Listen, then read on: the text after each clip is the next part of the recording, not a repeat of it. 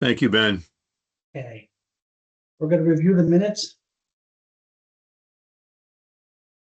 They want to make a motion? Move to approve. Second? I second. Okay. I'm sorry, who's second? Me, Mike Trolley.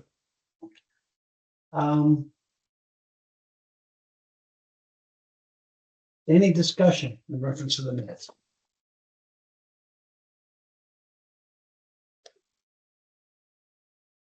If not, all in favor? Aye. Aye. Any opposed? The minutes are accepted. Okay.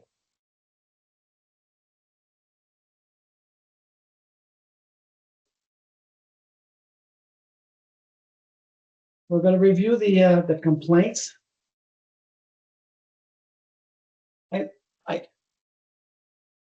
Okay. I went back since we had our last meeting, and I saw that. Make sure I got on the first page. This is the first page.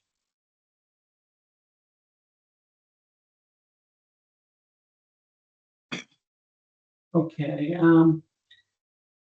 There was one thing I had a question from Southington. The complaint was from anonymous. I didn't realize an anonymous could make a complaint.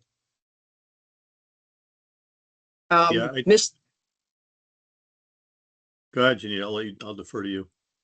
all right, thank you, Dave. Mr. Chairman, Yes. yes, the Department of Consumer Protection investigates and reviews complaints that come in on an anonymous basis. Our online complaint system was changed a few years ago to incorporate a box that people have to check in it and say anonymous and file their complaints. But yes, we do receive anonymous complaints and they are investigated. The particular case you're talking about, the complaint center closed that as a duplicate. I'm not sure what that was, other than when I looked in the system, the complaint center closed that particular file as a duplicate case, and it refers it to a different case number. So I'm not quite sure, but what happened there, but yes, we do investigate anonymous complaints, sir. Okay. And that also goes for, I'm just curious, for real estate? Complaint for real estate? For all For complaints that DCP gets, Okay. for real estate, for the mobile homes, for my professional occupations, engineering, land surveying, architects, landscape architects. It also includes my occupational trades, heating and cooling, electrical, and it's also for our home improvement, new home contracting. Any division that DCP has in investigations, any of our units, we do receive anonymous complaints and we do investigate them. Okay, good. And then I went back since May. So the next one was there was one in Plainville. It's on July 14th. It doesn't say the name of the park. You said we used to have the names of the park involved. Yeah, the park name is right there, sir. Liberty Mobile. I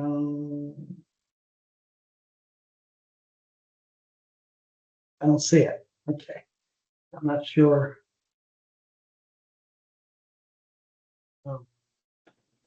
It just says I don't have the name of the park.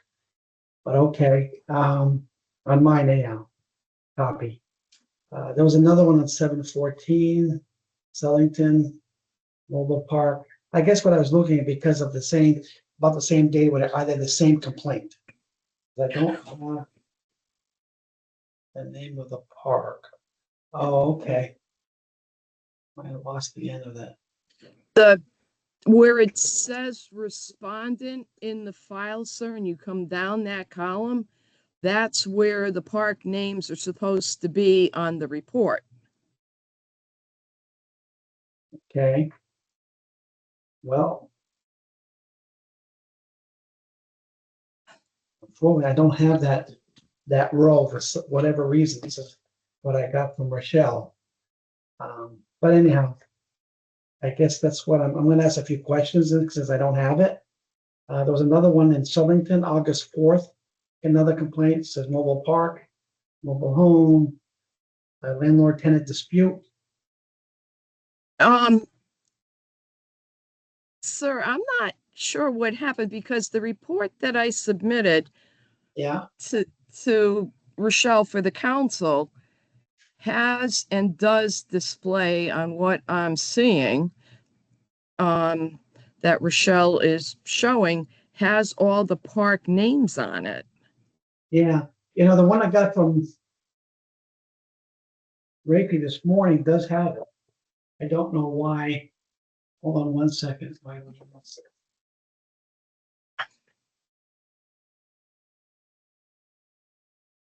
It's not on.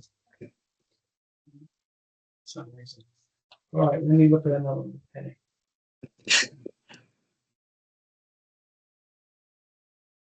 There was a few, seems like new ones from Dunham Mobile Home Parks. Mm-hmm. Those are new. August 7th, 14th. Some of these things have been addressed already. Anything that doesn't have a person's name and doesn't say that it is closed, they are all open and under investigation, sir. Okay. I guess my how serious these matters are. This one here was landlord tenant dispute, rent lease. Well, that's whatever. Mhm. They talk about trees, wildlife, water control, standing water. What do you mean by standing water? This Potholes, potholes full of water. so standing water is potholes. Mhm. Okay. Yep. Anything that doesn't have the complainant's name and does not show a resolution note in the right-hand column for resolution notes are all open and currently open and under investigation at this time. Okay. Anyone else has any concerns or questions on these complaints? Yes, I do. First of all, Ben, the ones in the Dunham Mobile Home Park in Sulington, that's right near me. So I can talk about it from independent knowledge. Mr. Delorhe, Go ahead. anything that's open that the protection is investigating are not open for discussion in this forum. These are active investigations that are ongoing at this time and cannot be discussed. All right. Well, Ben, I can tell you about them offline. I guess I wouldn't, Janita, I would not tell them anything about the investigation. I would just tell them what they result from. But I had one from the park in Stores. It's listed as closed. The complaint was Keegan Politz. It's nature of the complaint says unethical conduct. The action says declined. Is there any way to give any information about what that issue was about? It says it was declined to issue a declaratory ruling as neither party is complying with applicable law. Can you give us any what that means? No, I can't, because those files were in the legal department and legal closed them, and you would have to have a representative from the legal department here to explain why the matter was closed. All right. So who would I reach out to in legal? I believe your board coordinator, secretary, Rochelle Heiberg, can Okay. forward that request to the legal department. Okay. Then I only have one other question about a bunch of the new complaints. I know can't discuss them. I'm just curious whether you can tell me. I know about a lot of the complaints at Rivermead Point. Can you tell me whether, and I know there's an ongoing investigation. Mhm. Can you tell me whether the respondent has been responding to DCP inquiries? No, sir, I can't because that's part of the investigation. All right. Okay. That's all I have. Thank you. Ben, I have, Yeah, go ahead. I don't know if you can see that my hand is up or not. I tried to click it, but I have some things that I'd like to talk about here related to this. Go ahead, Richard. And actually, just so I know, based on the computer, is the fact that I tried to raise my hand visible or not? I can barely, for some reason, it's very faint, but go ahead. I'm sorry, can you not hear me? I can hear you. Can you hear me? Yes. Okay. Okay. All right. I've got some, I have a number of questions about the closed cases and then some questions, and I realize that the limits there are on the open cases.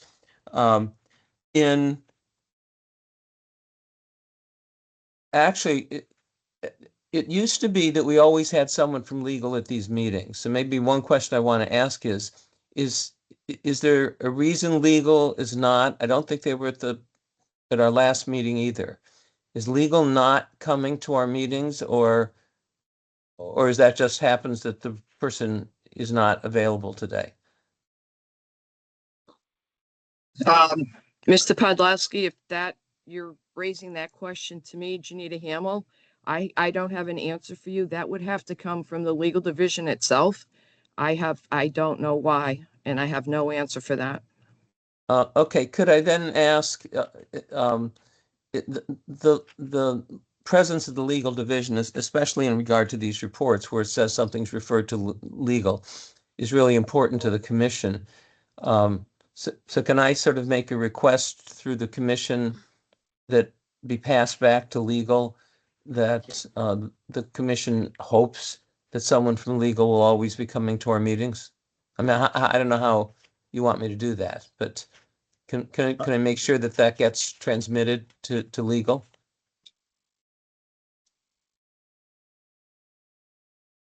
By the way, I second that motion.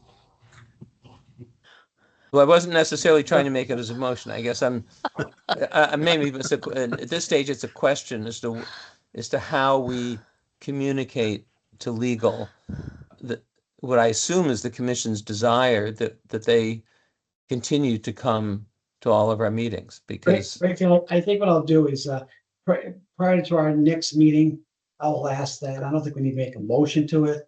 I'll ask them to come to the meeting. We'd like, I appreciate that. How's that? okay. I mean, if it turns out that they won't come unless they're formally invited, then I would say let's treat it as a formal invitation. But my assumption is that they've always come in the past, so there's no obvious reason why they wouldn't come. Okay. So we'll request that prior to the next meeting, we'll request that. Okay. Let me, in terms of the closed cases, so let me just,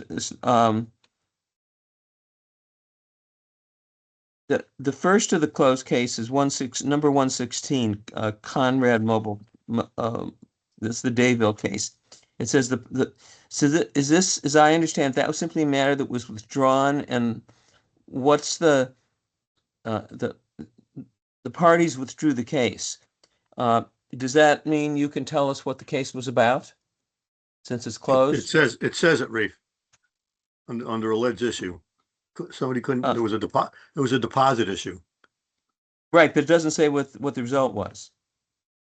Can't get their deposit back. Was the result that they got their deposit back? The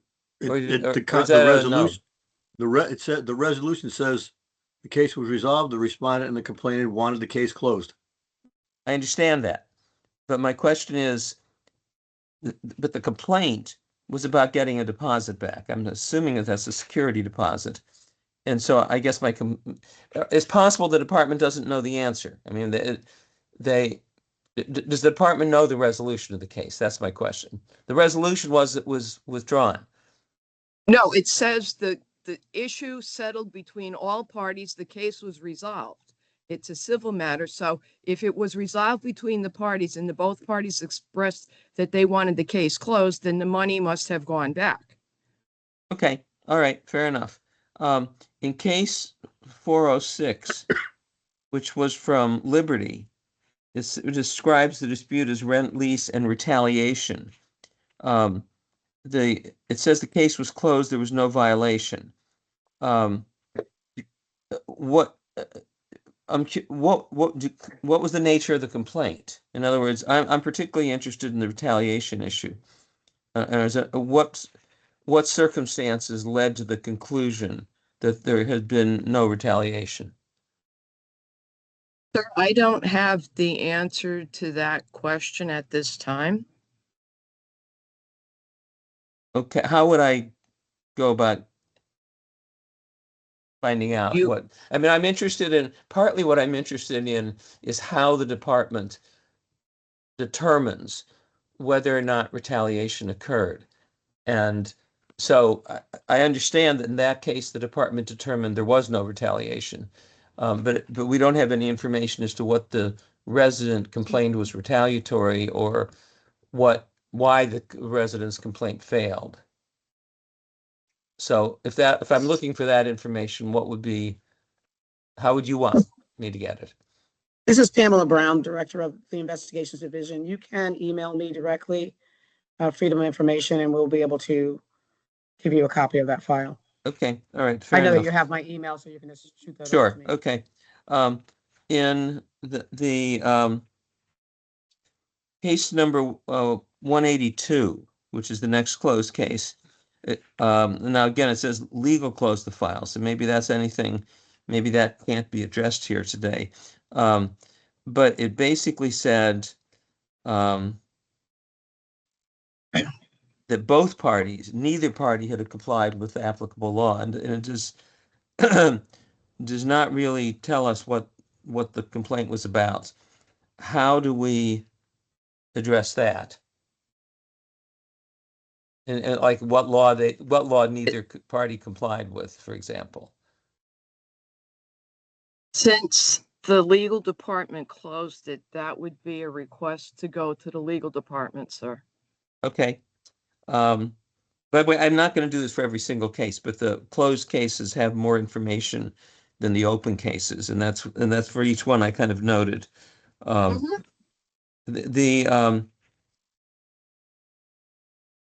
In the Stonegate case,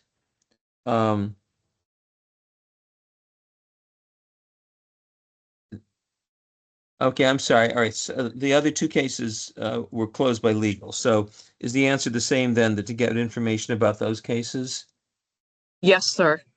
Okay, even as to, so if you have a case where the commission, where the staff, where the commission's investigators work on it, and Yes, sir. then reach a point at which they feel it has to go to legal, Yes, sir. does that in effect move the whole file to legal, and that you're not in a position to answer questions about the portion of the case that happened before it went to legal?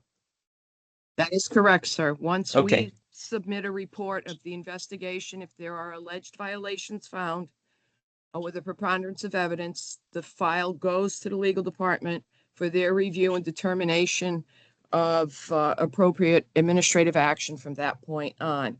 So unless and until such time as legal would request that either the supervisor or the investigator participate in a compliance meeting with the respondent park and our legal department, and if they have an attorney, their attorney, we wouldn't be involved. And until such time, if there was going to be a formal administrative hearing, we would not be involved unless we were requested to come to testify at that administrative hearing.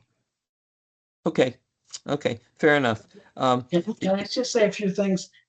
Is there any reason, it seems like lately, we're focusing and concentrating on all these cases.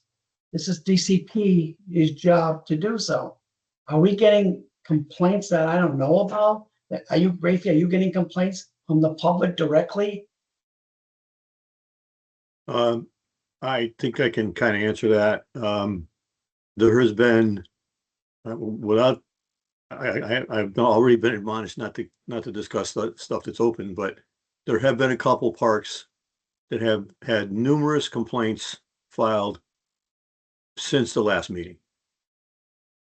Lots of them. And that's what's showing up on the report. How are you involved with this? Why? Well, as president of the Mobile Manufactured Homeowners Alliance, you know, I'm aware of a lot of these complaints and their nature. You know, people reach out to me and I tell them to file DCP complaints.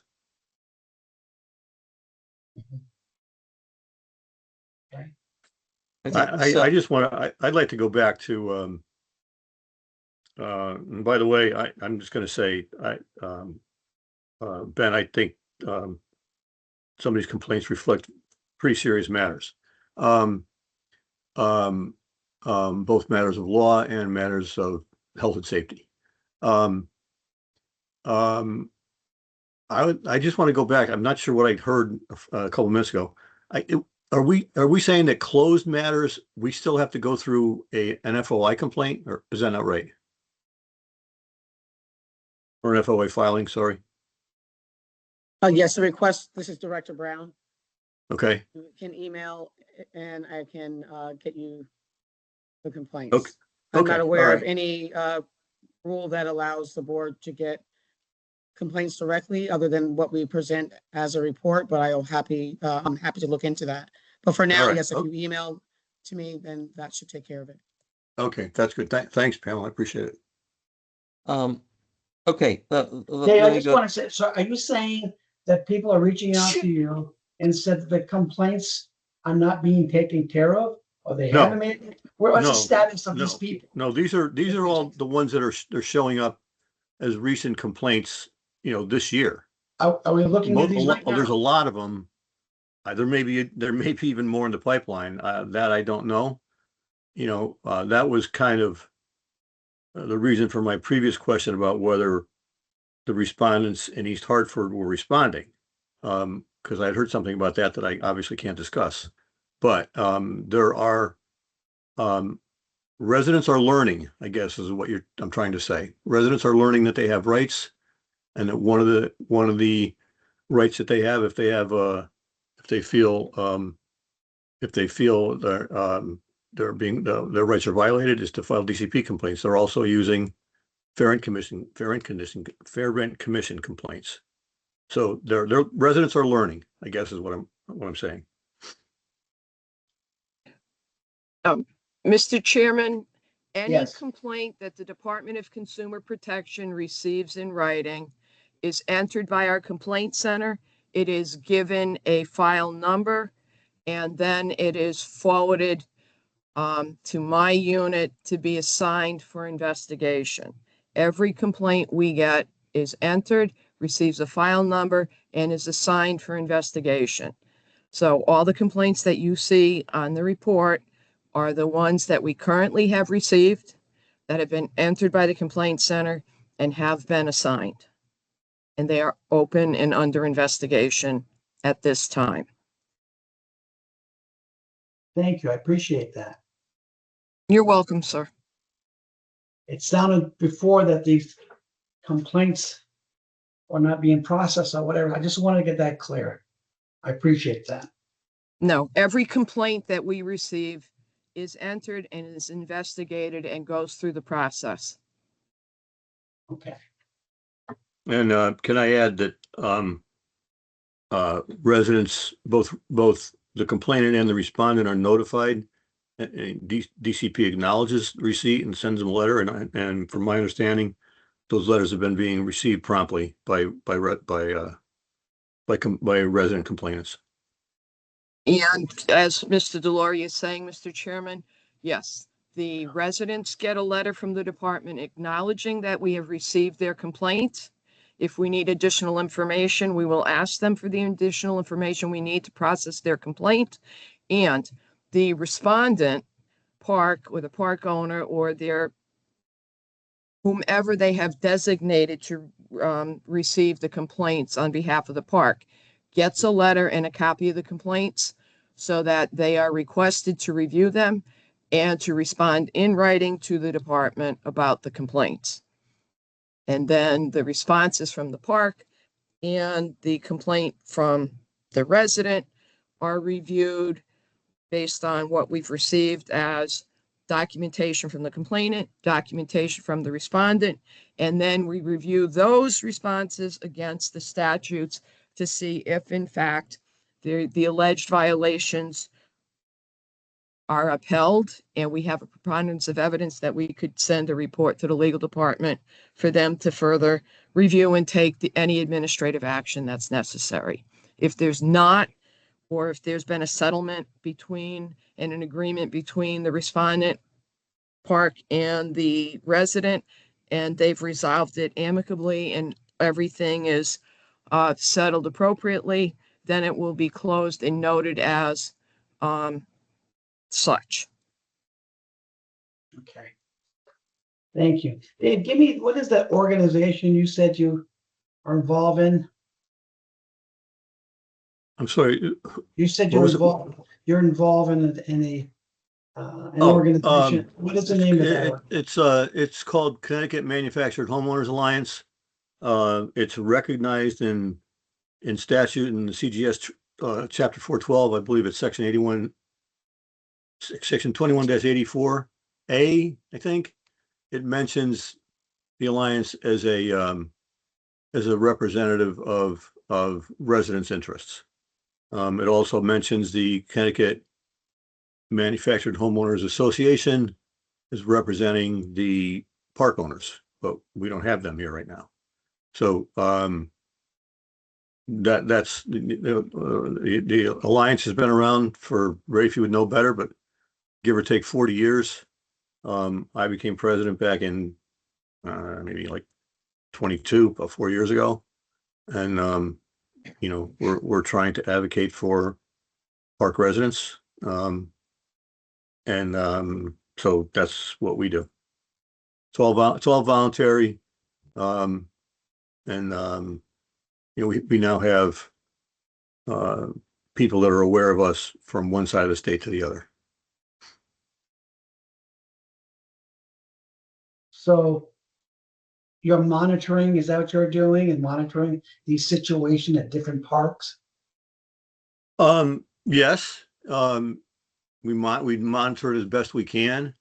But between the right of first refusal law that was passed, and between along with people who are aggrieved by rent increases and or rents that or rents that are not justified by what they allege is poor conditions in the park, some of which were referred to with the standing water issues and trees, among other things.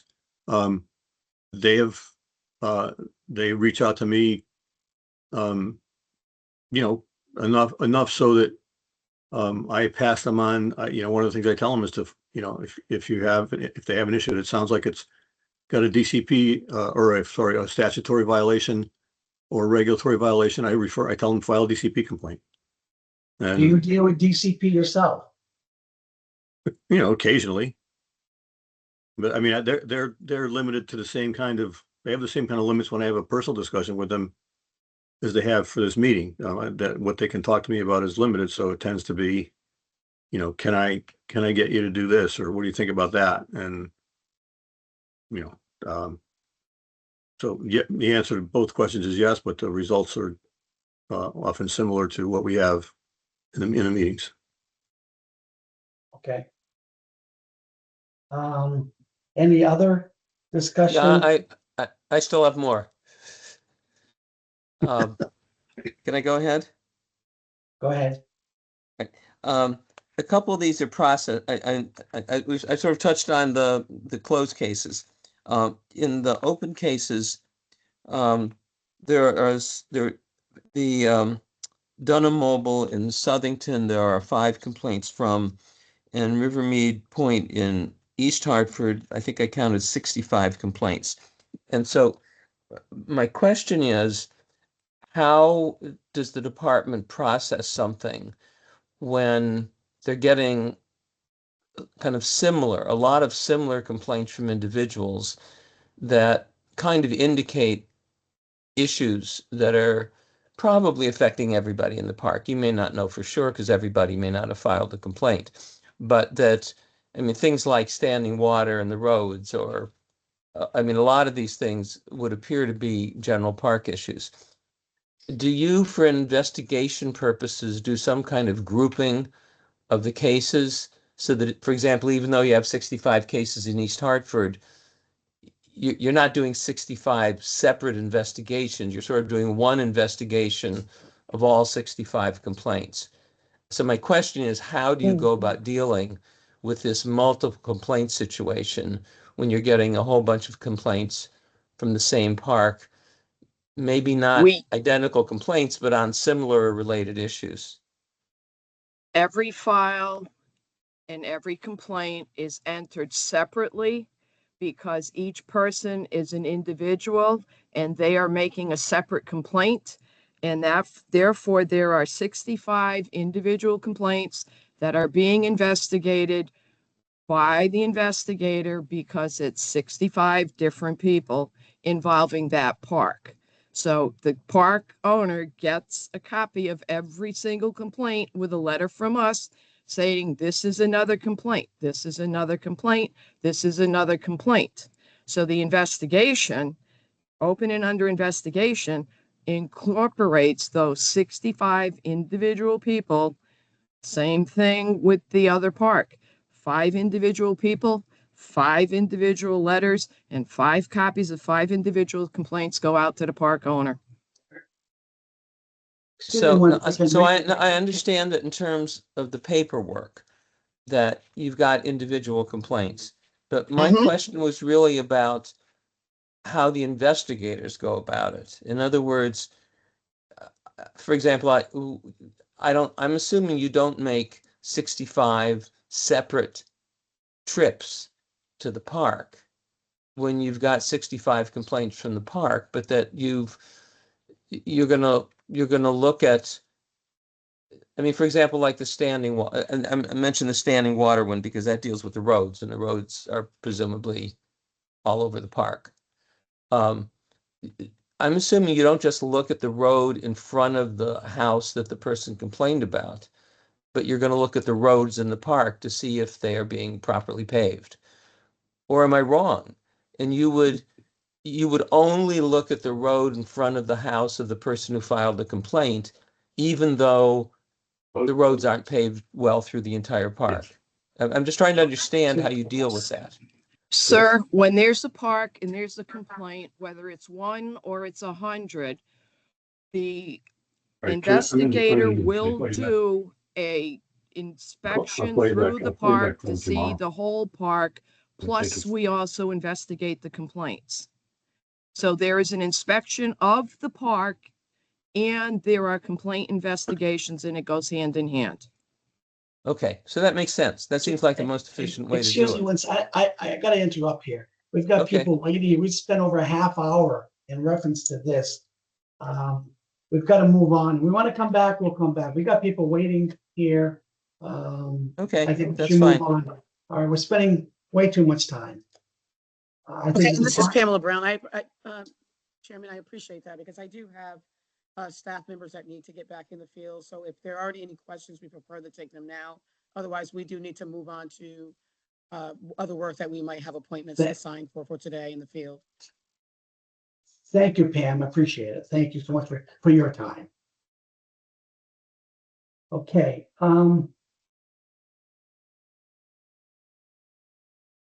CHSA, I guess it is, huh?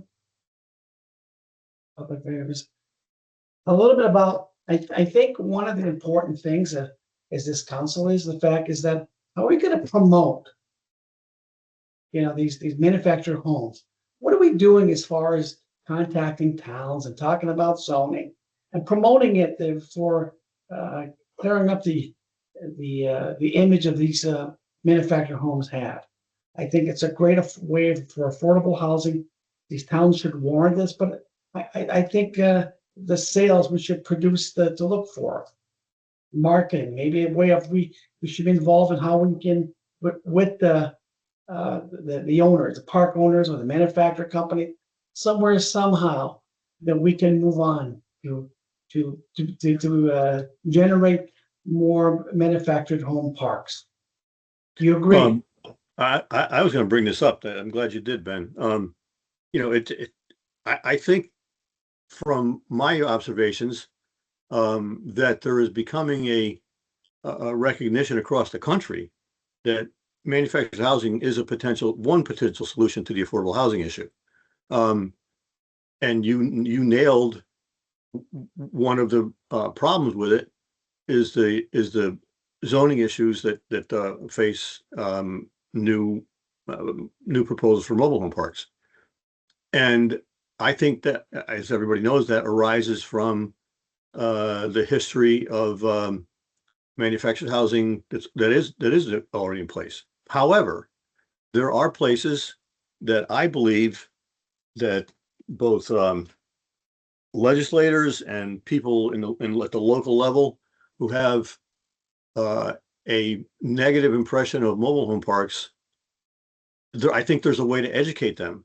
And we've talked about doing a House on the Hill program. That's all fine, well, and good, but it takes an enormous effort to get that up there, and it only impacts legislators. I mean, have we contacted have- the individual legislator that in the different districts? And tell We them can our certainly, thought? And well, what is their that's certainly, suggestion? that's certainly something that we can do. What I was going to suggest, and I've tried to get this, I've raised this a few times over the years. Let's just use Southington, where I live, an example. You know, we have the former Jensen's Community mobile home parks that are now owned by Sun. Those, in my experience, it's where I live. Those are the kind of the gold standard for mobile home parks in Connecticut, at least. I know there's much nicer ones down south where they're on golf courses, etc. But I would defy any legislator or land use planning person to drive through our park and say that it wouldn't be a solution to the mobile affordable housing crisis if you can get them okayed in zoning. However, by the same token, I think a tour of that kind I can take you to the park that's the subject of the investigations that have been opened on the report that we looked at earlier. And you can see the contrast between the overall facilities and the level of maintenance that's provided. And to me, what has to be emphasized is that there needs to be a way to have them approved by zoning. And the way you get that done is you show them the good and the bad, and then find a way for them to draft regulations, land use regulations or what have you, that are going to ensure that if you build a new mobile home park, it's going to be more akin to a place that you're proud to live in versus a place that's got a reputation as, I'll be frank, something more akin to, I got to be careful how I say this, a lower end trailer park.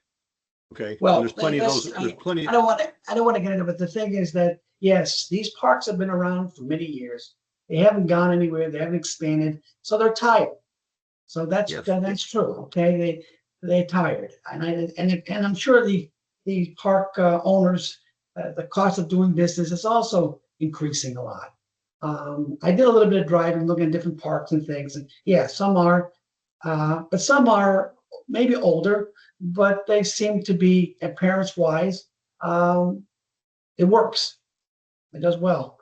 But I think it's, and maybe I'm wrong, I'm fairly new at this, but I think we need to move on something newer. Not concentrate and focus about what we're going to do with potholes and whatever. I'd like to hear something about, well, in Newington or whatever it is, whatever town it is, there's, we've contacted them, the town or whatever, they're considering perhaps a zoning here, changing a zoning or adding a zoning to it. I don't know, but I think we need some fresh new parks. I totally agree. And let's, I'd and what have can to- we do about it instead of focusing a half hour on potholes and limbs and whatever? I'd like Well, to see something new. Rafe, I mean, Ben, I'll have a conversation with you offline about the nature of some of the complaints that we found that are on there today. Based upon my own knowledge of the situation. So you have to recognize that part of the stigma that's attached to manufactured housing is not just that they're aging, but that they are neglected. There's a difference between age and neglect. So I would think that if you're trying to influence legislators, you're going to have to convince them that there's a way that they not become neglected. And I have some ideas on that, but I don't really want to discuss them in this forum because it's going to take too long. But do you live east of the river or west of the river, Ben? I'm used to the river. If you're east of the river, I can take you to a couple places. I mean, I'm sure you're familiar with some of the ones that are over there, but have you ever been to Colchester Commons in Colchester? I have. All right, so that's, Colchester Commons not in Manchester? no, it's in Colchester. Yeah, it's in Manchester, I'm sorry. Yes, Anyway, that park is resident owned. Nobody's going to say that park is going to have a stigma attached to it. It is a park. When you drive into it, you feel like you're driving through a park. I know, Dave, but Dave, that's existing. What can Yep. we do to promote it from now on? We need, that's existing. be- We need more. It would be, I think the main thing it would be density related. Manufactured home parks work in part because they are higher density than you can normally get in zoning. However, when they're packed in shoulder to shoulder with no amenities to offset it, I mean, that's something that has to be kept in mind. Well, yeah, obviously you need utilities, you need public sewers, public water. I get that. Question is that I can't remember when somebody said, lately, we've been talking about parks all the time, existing parks.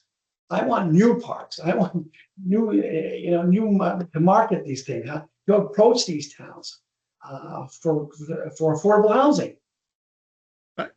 I'm with you. But I still think you have to find a way to overcome the history of, you can't pretend that history doesn't exist, and you have to find a way to say to the people that are going to say in individual land use boards, how are we going to prevent this from becoming another park that's over there? Let's wait till let's get to that. I mean, let's get to how we're going to control it after the fact here. This is not, I don't want to go back and say, well, look what happened. I wouldn't care about that. I would care about how from today on, how these parks, if they were approved, how would they look? What would be the restrictions? That kind of thing to make everybody happy. The park I'm willing owners- to the I'm park willing to owners- sit. The park I'm owners willing have to- to be happy too. I'm willing to sit down and talk with anybody about this because I really believe, and the federal government's starting to recognize it as well. In that bill that big housing bill that went into effect, it was unsigned by the president, but it is in effect, and it mentions an emphasis on using manufactured housing as a solution to the affordable housing problem. It's being recognized across the country. I see articles on it all the time, and there's of course, the solution is going to have to involve probably maybe some seed money and incentivization of mobile homes. I don't know how you would do that, but Could there be federal grants to attract these towns to this? Yes, that's part. There was a change 2 years ago. The FHA was directed. Let's see if I got this right. The two GSEs, Freddie and Fannie, were directed by FHA to include manufactured housing CDBG money, both for purchase of mobile home parks either by residents or a quasi-public agency like a nonprofit, and not just for purchase. They also directed them to include money for improvements to infrastructure in existing parks. So there's been a recognition out there. I can send these articles to you. I have, it's old money, but then again, I think in the most recent budget discussions, I think a lot of that money has not been appropriated. It's been passed, but it's not been funded. So that's part of the issue right now. Well, a lot of other states obviously have manufactured homes, parks, as you know, especially down south and different parts of the country. And a lot of it, the financing is with HUD. HUD does a lot of financing involved. We know that. Well, Speaking I'm willing to sit down and talk with anybody about this. I have some ideas about it that I really don't want to keep. What Yeah, what can we do what can the state do to promote with park owners who are in that business in growth? I think you'd probably have to talk to somebody more. I don't have those kinds of answers. You'd have to talk to people on appropriations, and get the legislators, like you said before, get legislators involved who think in similar fashion that the manufactured housing should be looked into as a potential solution to one solution to affordable housing. I mean, you still have people that don't want it. The NIMBY thing is still out there, and that's going to have to be overcome. So, I would suggest talking to some friendly legislators, and maybe we could form a subcommittee to reach out to some people. I have a few friendly legislators that might be willing to get involved, but there would need to be outreach, and reference to programs that are already being discussed. I mean, they made it so that you can't. They changed it so that a town can't prohibit a manufactured house from going on any approved building lot. That's already been into effect, if I'm not mistaken. So that's kind of overcomes, but that's only for a single house on an approved lot. So that's been the law in other states for a long time, and I think Connecticut is now consistent in that. But that's not for mobile home parks. That's for individual housing on a lot. Mhm. Maybe a pre-existing lot. I think a part of that, Dave, is that yes, they have to approve a certain lot, but then they have to meet certain current zoning. Well, they have to meet setbacks, yeah, but that would be true of any construction you put on it. Besides, yeah, whatever. Okay, we'll have to touch on this again. I think we should touch it on every meeting. Okay, and come up with some ideas of what we can do. Okay, Uh, Ben, Brian? I'm sorry, go ahead, Raj. Oh, yeah, I see. For some reason, your hair looks very faint. Go ahead. So Ben, I think what you said is really important, and I think it's important to realize also that we've had ongoing proposals over the years. We have some current ones that have not been implemented as yet. From our end, where we have supported the idea of what they used to do. The park owners used to actually do this, was to bring a home up to the legislature and invite park it right in front at the Capitol, obviously with permission, and invite legislators to come walk through a home so they could see what a double wide looked like, for example. And that used to happen every year. We as a council have endorsed getting that to happen again. And for it to happen, though, the park owners have to work something out with the suppliers so that they would get a home brought there. We've in the past done some things where we have invited legislators to take tours of parks, not for the purpose of helping them see the benefit of liberalizing. Why can't we invite them to a park? I mean, we've been talking about on the hill. Nothing's getting done. So why can't we just invite them, the legislature, to a park? Show my parks. I'll bring them to my park. I've said this before. I'll bring them to my park in Sullivan. It's not that far from Hartford. We can bring them to my park and see what it can be versus. Yeah. We can do that. That's certainly something we can do. A number of years ago, we actually, as a body, asked the Attorney General. Nothing ever came of this, but we asked the Attorney General. I think we did like a formal motion to investigate towns in which their zoning laws did not comply with the existing state zoning laws that prohibit discrimination against mobile home parks. And now that was years ago, but we certainly could look into that again. I mean, I think that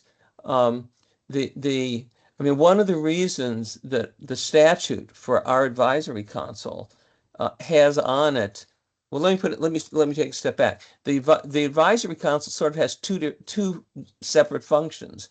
It advises the Department of Consumer Protection, which is a regulatory agency that enforces the law, but it also has a promotional function, which is to promote mobile home parks. And you're talking about the second function.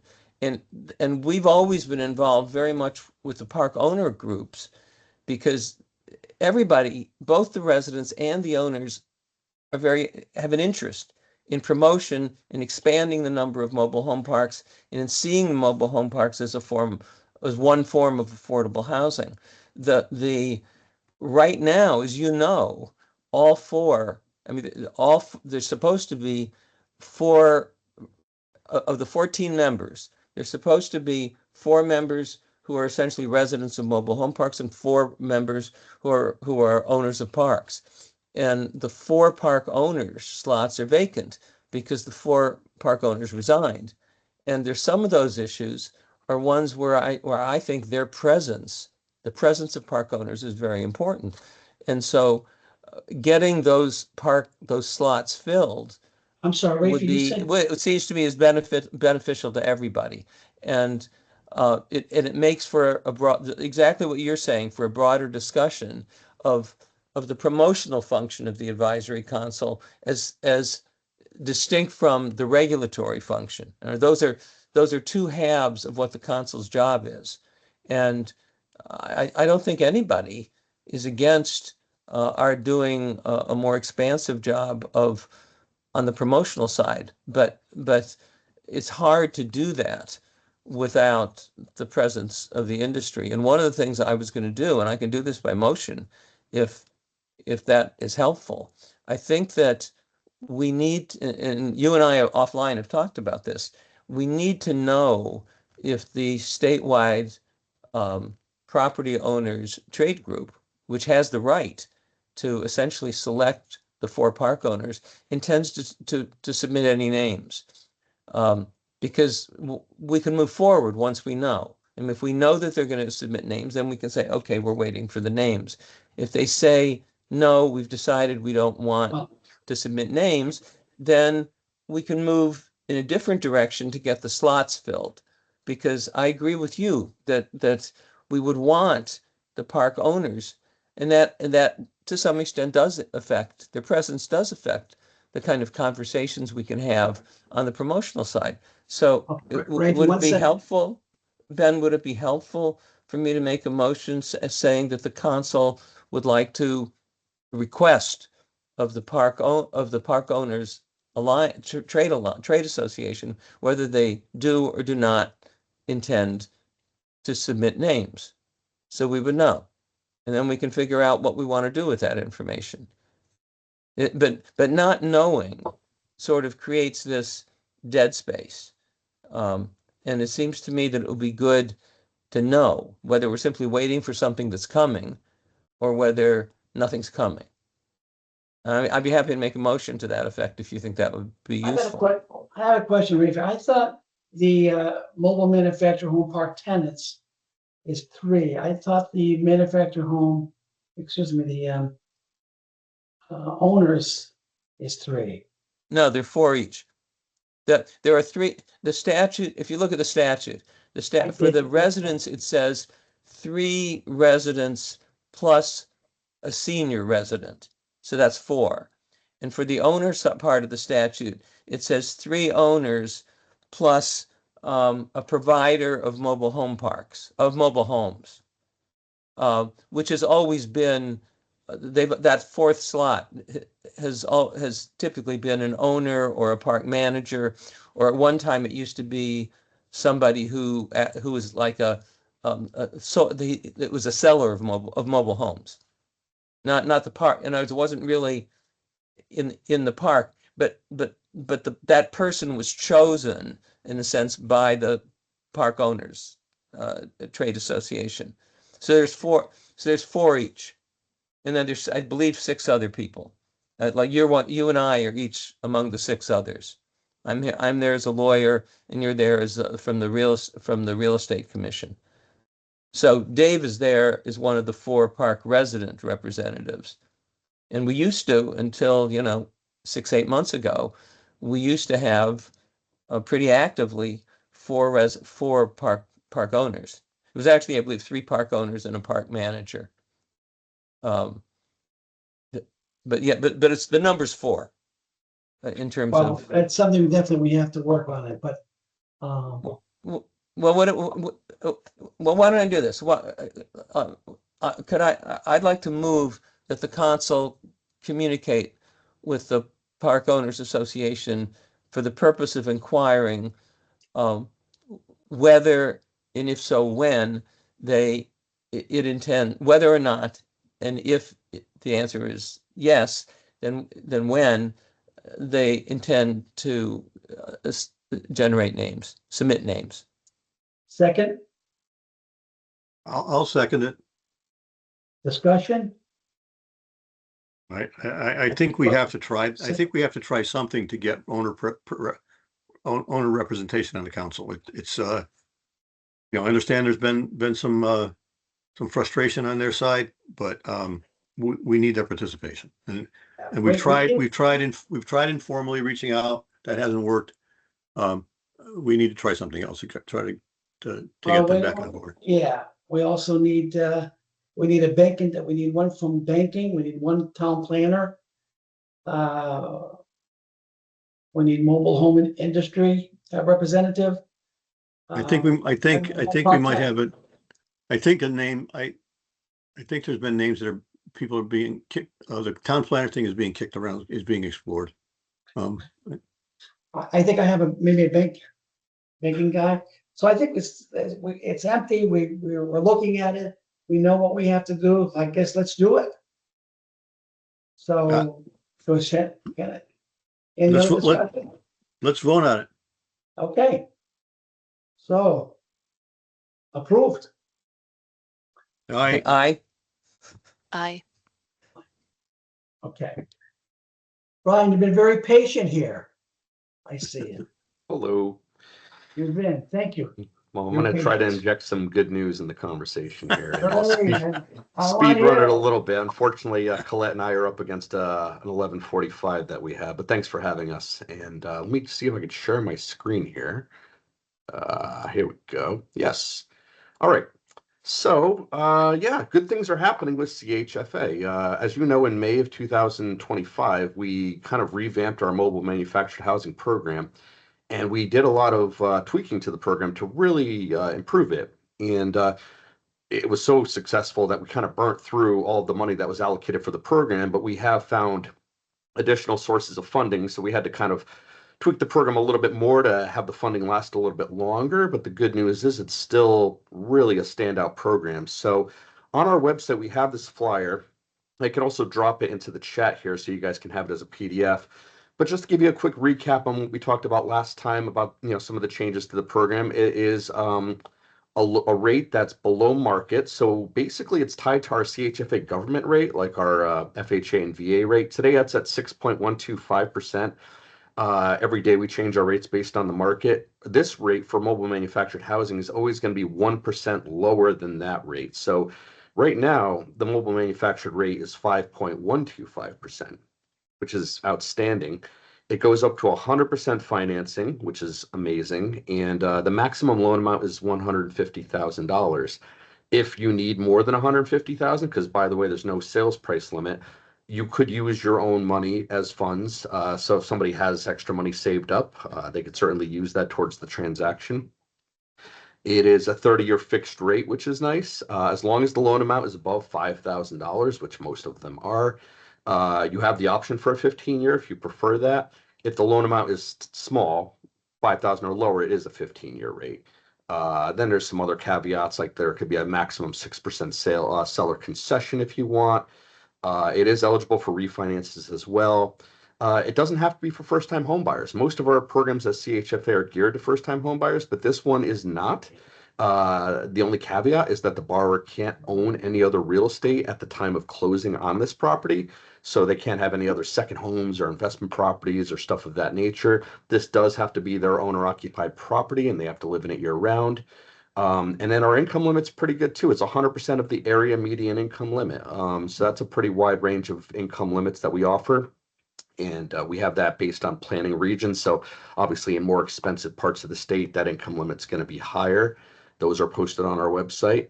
And there's no mortgage insurance, no PMI. If you guys are familiar with mortgage terminology, you'll know that whenever there's a first mortgage that exceeds 80% of the home's value, normally you need to pay an extra fee called PMI to protect the lender. We don't have PMI on this program. This is a CHFA proprietary program. We're not mandating MI. And lastly, if they are a first-time homebuyer, then they do have to take a 3-hour online course or in person. If they're a previous homeowner, though, then we don't make them do the homeownership requirement or the homeowner education requirement. So here's some more fun stats. Last time you guys kind of wanted to see some breakdowns, and in the 15 months we've had this program live, we've already closed 154 of these loans, which is a lot. Because the first couple months, obviously, when the program got flipped on in May of 2025, it takes a couple months to have applicants get to closing. But we've already closed 154. Unsurprisingly, our top 2 lenders overall on all of our programs, First World and Total, are doing most of these loans. They've become very adept and efficient at doing them. We also have Thomaston Bank on board, Chelsea Groton, Capital for Change, who was actually our lender who handled this program prior to all the switches. Main Street Mortgage, they're a new broker that got on board. They're sponsored by First World, and Cross Country Mortgage.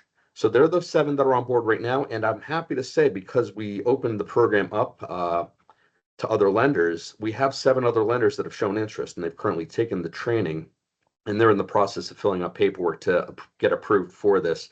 So once, hopefully all 7 want to proceed with the program, once they look at all the terms and conditions, we'll have even more choices for home buyers in Connecticut. This is just a quick graph kind of showing the quarterly volume of closed loans. So as you can see, in May of 2025, when this program was launched, that was smack dab middle of Q2. So obviously we only had like 1 loan closed that quarter. But then from July of 2025 to September, we had a good amount. How many was that? That was 16. And then in the Q4 of last year, 29. Then the Q1 of this year, 30. And then last quarter, 44. So the trend has been going upward. And here we are, we're almost 2/3 of the way through this quarter, and we've already hit 34 purchases. We have 46 loans currently active in the pipeline. They're in different stages of approval. So with 46 in the pipeline at different stages of approval, plus the 34 already closed this quarter, I'm pretty confident we're going to even exceed the 44 we had last quarter. So as you can see, the trend is going, upward in terms of purchased loans. And this was something somebody last meeting said they were kind of curious where we were closing more of these loans. So I did break this down I did it by county, because you guys are more familiar with counties than planning regions. But not surprisingly, New London, where we do see most of the state approved parks, is leading with 42 closed loans. Hartford's up there as well, Middlesex, and so on. Fairfield, Wyndham, New Haven, Holland, and Litchfield. So that's the breakdown of the counties and where they're located in the 15 months we've been closing these loans. Here's just kind of a visual graph of the same data. Again, New London and Hartford at the top. And then lastly, I think somebody said last time too, they were curious what cities and towns we were doing the most business in. I think somebody theorized maybe Southington would be up there, and sure enough it was, because again, we have quite a few mobile home units in Southington. But these are the towns on the leaderboard where we're seeing the most closings. Southington, Norwich, Newtown, Wyndham, Groton, and Vernon, all in the double digits. So yes, that's my quick speed run update of anything. I'll be happy to take any quick questions before I hand it off to Colette. Brian, this is fabulous, and it's great. One thing you've done with this program finally, that's working. You're bringing attention to manufactured homes. Yeah. And demand for it. And I'm glad we're running out of money, but now we're going to reach out and say, listen, there's a demand here. Agree. Yeah. And it's interesting. We had a pilot program because the first bucket of money was kind of a limited batch of money. We weren't sure how the program was going to fare. obviously with the guidelines we created, it ended up being very strong. So we were able to get more money put into the pot. And with that, a lot of lenders heard how successful it was and they want to get on board. So it's exciting to see that other lenders are very eager to get on board. And again, First World and Total certainly have taken the ball and run with it, which is great to see. It looks like Rafi has a question for me.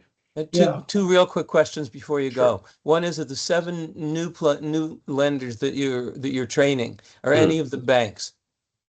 I believe 1 or 2 of them might be banks. Most of them are mortgage companies, though. Okay. And the second question is for the park purchase program. Hmm. What is the interest rate you're using? And I'm wondering if you've made comparisons, because this came up in regard to Branford. Have you made comparisons with, say, Rock or other entities in terms of how your rate compares with what the alternatives might be for park residents? You're talking for purchasing a park, For right? purchasing the whole park. Yeah, so that's Colette's territory. So I'm just going to pause that question for now before I hand the baton to Colette. But Okay. any other questions regarding my the home ownership program we have for mobile manufactured homes? I have a quick one, Brian, same as the Sure. last time. Any idea on a percentage basis or however we're going to do it? What numbers of these are new construction versus refi? Ooh, I believe most of them are existing properties. Oh, and most of them are purchases, the vast majority. There's only been a few refinances. That's your question. If it's regarding the age of the unit being new versus existing, most of them have been existing. Okay, all right. Sure. I don't know, and Ben, I don't know if this very good news, I think Mhm. offers a potential to solve the issue about trying to get a banking representative appointed to the council. We could maybe approach some of these institutions and see if they're interested. Right. Yeah. in Maybe joining. Thomaston Bank is a bank Yeah. that's on board. Maybe Chelsea Groton is a bank that's on board. So those are probably 2 good banks to maybe inquire with. Yeah. Mhm. But good And questions. those are local entities as well. Yeah. And then Thomaston, I know Thomaston has been on board for quite a while, correct? Yes. Yep. They were one of the originals, and then Chelsea Groton was close to original. They took a little extra time, but yeah. But yeah, Thomaston's been on since day one. Brian, I know that he's a mortgage company. Well, the mortgage companies are, who's the lender though? Who are they going through? Are they directly the CHFA? Yeah, it's our program, so we purchased the program, and I think So they're going directly from the mortgage company, mortgage is going directly to CHFA for the money. It's not going to a bank. Okay, I got it. correct. It's our funding. We purchased the loan. Correct. Yeah. Yeah, the only way the bank would take it is if, well, no, because we actually approve it. We underwrite. Unlike other programs we have where we do a compliance review for bond, mortgage revenue bond funding, this is our own funding, so we actually fully underwrite the loan. So yeah, we purchase it. Yeah. Okay. Cool. So there's no PMI, so you guarantee the loan. I mean, Yeah, we do. It's a Yeah, lot as of- long as yeah. we underwrite it and it meets all of our criteria, absolutely. Yeah. that was the big problem for years. Yeah. They were by FHA guidelines. Yeah, well, our numbers have, as you've seen, drastically grown and they Okay. continue to grow. And you're absolutely right. Mobile manufactured housing is a very viable and effective and efficient form of home ownership in Connecticut. And it's great to see that that the numbers are growing. Yeah, good job. It was a little scary in the beginning because of the slow uptake, but that's a great progress. Cool. Thanks, Ken. Thanks, Ben and Rafi. And I'm going to hand it to Claire for her update regarding your question, Rafi, about the rate on park purchases. Thank you. Hi, everyone. Hi, Colette. My understanding is it's really more of a question for our CFO, but my understanding is using the taxable rate. The I'm taxable sorry, bond I don't know rate. what that means. Taxable bonds is the resource for the program. So it's the taxable bond rate. Do you know what that rate is? I'd have to look on our website. It's posted on our website. We had been told, and I don't know if this is true or not true, in relation to Branford, that if they were going to be able to purchase, which they might not be, but if they were going to be able to purchase, that they could get a better rate from somewhere other than CHFA. And I'm curious if that's true, because that surprises me. I mean, so I don't know that that's a fact, but I would have thought the CHFA rate would probably be lower in the same way that it's lower for the individual home purchases than it might be for the same people to go into the regular market. So I guess I'd be interested if you could circulate something that would let us know how this translates into numbers. And the reason I mention ROC, that's ROC, I forget what it stands for. But that seems to be the major regional lender for mobile home residents who want to who are trying to buy their own park. And that would seem to be the sort of the primary alternative for a resident, for residents. If they weren't going to go to CHFA, they would go there. And so I would hope that you would be at least as low and maybe lower than the ROC rate. So if you could, whatever you can find out, I'd appreciate it if you could at least pass it back to me or pass it back to the entire advisory council. Like I said, it's based on our taxable rate, but I'm happy to pass your question along to our CFO. Okay, thank you. You're I welcome. would assume that varies too. It changes. So rate. Our taxable rate, absolutely. Yeah, yeah. Yeah, So and rate- I don't know, to answer your other question, you'd have to ask ROC what resources they're using and how they come up with their rates. We obviously wouldn't have information on that. Actually, that's the question I had. Okay, that's right. I, as you know, I'm kind of peripherally involved in this, and I don't know where they get their money. I've been told the same thing, that they got a rate quoted from ROC that was significantly below Chaffet's rate. How they do that or where they get the money from, I don't know myself. That's what I have on that. If I might, Colette, why before you leave, I think you were copied on a note asking for DOH to identify what level of participation they might be able to contribute to in a grant for that park purchase. I don't know whether anybody at Chaffet can try to speed that answer along, but we're trying to get that answer as soon as possible.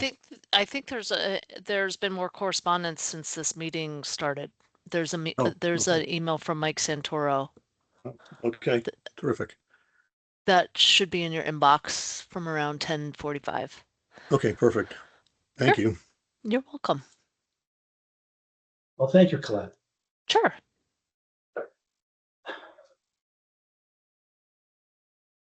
Do we have any, well, I guess we brought up a lot of stuff already. Anything else you want to talk about? Discuss. This is, I hesitate to bring this up. Are the DCP people still here? Anybody from DC? Yeah, there's still some DCP people here. This is a touchy situation. I have brought it up to DCP representatives already through my state rep. I was no trespassed by a park owner here in Connecticut, threatening me with arrest if I set foot on their property again.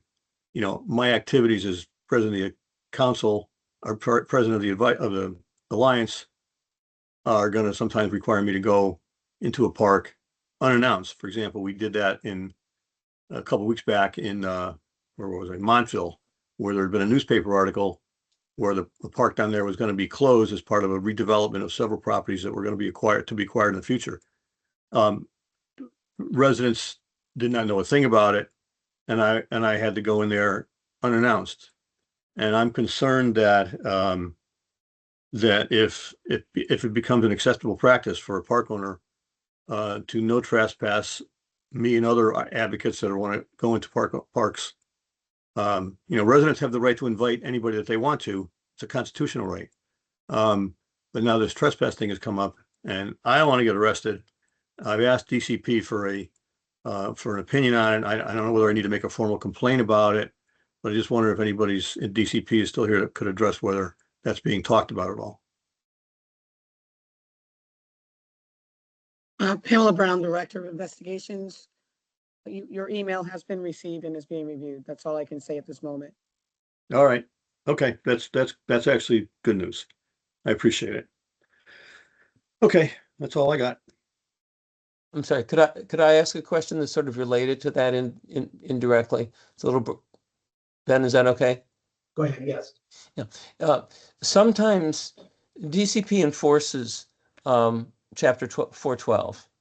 And sometimes the issue comes up that, and this sort of was part of our conversation earlier about referring things to legal, where the issue may be sort of a legal interpretive issue.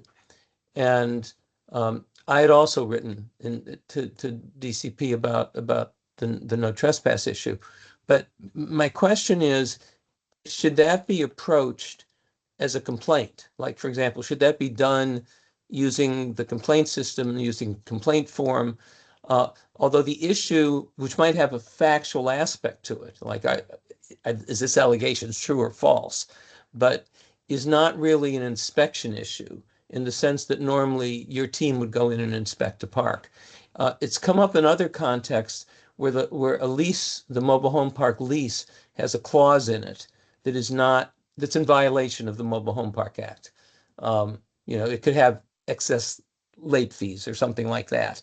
And my question is, should those things be approached for someone who wants to bring the issue to DCP through the complaint system, or should it be approached with some sort of a direct approach to DCP legal, or as a letter to the commissioner? What is the way in which DCP would like people to bring to its attention things where the violation is not really an inspection violation, but a violation of Chapter 412?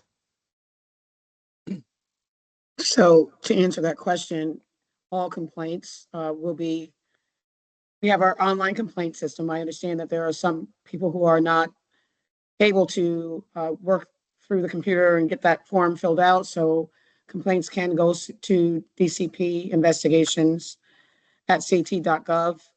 In some cases, we've had, graciously accepted a complaint while we're on site.